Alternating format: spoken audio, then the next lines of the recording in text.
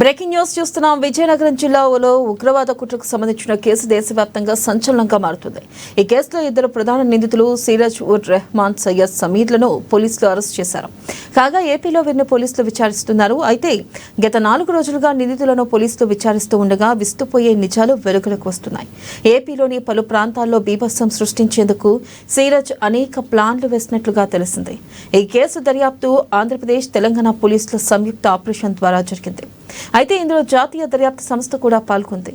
అయితే ఈ విజయనగరం పేలుళ్ల కుట్ర కేసులో కోర్టు ఇచ్చిన 5 రోజుల కస్టడీ నేటితో ముగియనుంది.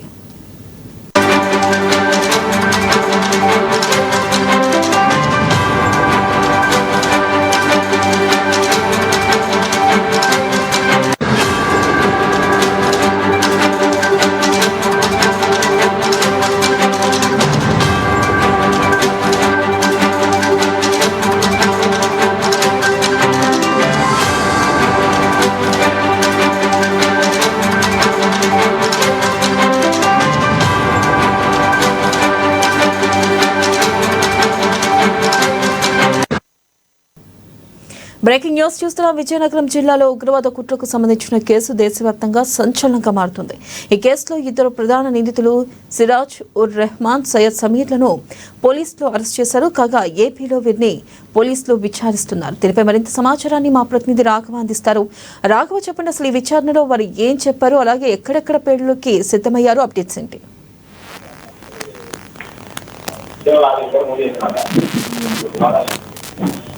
రాఘవ, చెప్పండి.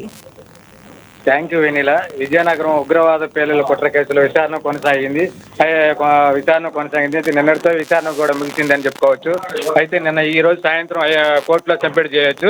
అయితే ఉగ్రవాదం పేలుళ్ల కుట్ర కేసులో నిన్నటితో ముగియటం వల్ల మరో 20 మంది సభ్యులు ఉన్నట్టు కూడా ధృవీకరించున్నారు అధికారులు కూడా. సిరాజు, సమీరా 20 మంది పేర్లు తెలిసినా కూడా వారు ఎక్కడున్నారనేది కూడా ఇంతవరకు చెప్పలేదని కూడా తెలుస్తుంది సమాచారం. ఆ 20 మంది కోసం కూడా తెలంగాణ పోలీసులు కూడా వేట మొదలు పెట్టారని కూడా తెలిసిన సమాచారం. అంటే సిరాజ్ అరెస్ట్ తర్వాత విజయనగరంలో అబ్దురేసిన వారు ఎవరు, హైదరాబాద్ సమీరా ఇంట్లో సమేసిన వారు ఎప్పుడు ఎక్కడ ఏం జరుగుతుంది ఆ వివరాలన్నీ సేకరిస్తున్నారు. అదేవిధంగా ఈ నేపథ్యంలోనే బాంబులు పెట్టు కుట్ర ఇచ్చిన సూత్రధారి సిరాజ్ అనే దేశవ్యాప్తంగా 7 రాష్ట్రాల్లో బాంబు పేలుళ్లకు వ్యూహరచన చేశాడని కూడా ఎన్ఐఏ కూడా విచారణ తెలియని సమాచారం.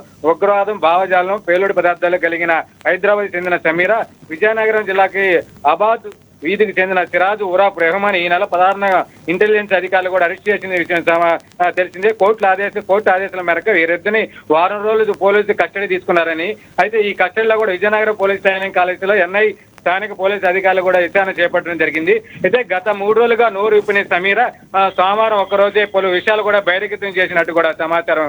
అయితే పేలుల పథక రచన చేసింది సిరాజ్ అయినట్టు కూడా చెప్పుకొచ్చినట్టు కూడా తెలుస్తుంది.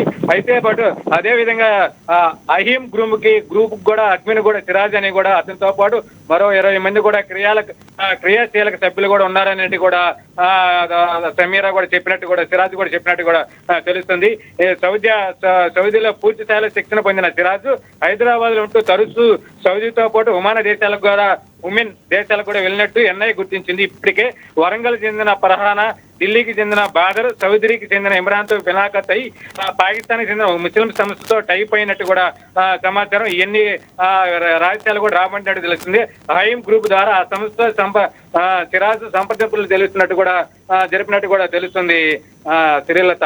అయితే ఈ గ్రూపులు కూడా ఇవన్నీ సిరాజ్ ద్వారా కూడా అన్ని గ్రూపులకు కూడా సభ్యుడు ఇతనే ద్వారా మెయిల్స్ ద్వారా కానీ వాట్సాప్ గ్రూపుల ద్వారా కూడా లావాదేవీలు కూడా సిరాజ్ ముఖ్య నేత అని కూడా ఇప్పటికే ఎన్ఐ అధికారులు కానీ స్థానిక పోలీసులు కూడా నిర్ధారణ కూడా వచ్చినట్టు తెలుస్తుంది. ఈ రోజు వీళ్ళిద్దరిని కూడా కోర్టుకి సబ్మిట్ చేసి కోర్టులో కూడా న్యాయస్థానంలో కూడా సబ్మిట్ చేసినట్టు తెలుస్తుంది శ్రీలత.